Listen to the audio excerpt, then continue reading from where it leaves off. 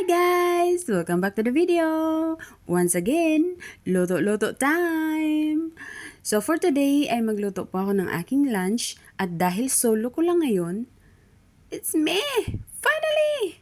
It's only me! Charis!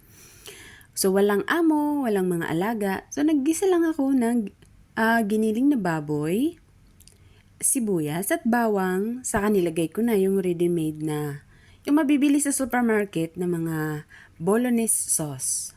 So, ayan.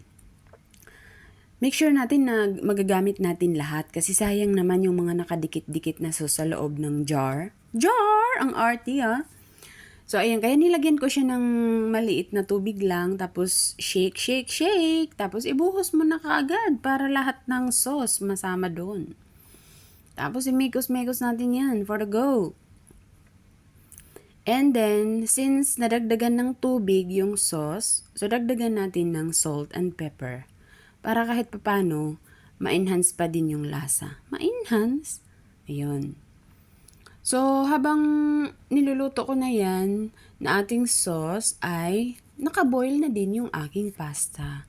Kasi, super late na kasi to. 1 o'clock past na yan. So, gutom na ang inday, kaya kailangan bilisan. As usual, nasanay na ako sa quick cooking basta lunchtime, kaya ayan. Tada! There you go sa go. Ay, pasta pala. So ayan, Parmesan cheese tayo. Tapos, nakaluwag-luwag ng konti. Ayan, may pakok. Sana all.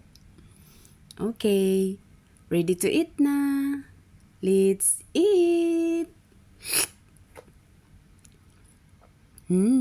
Yum.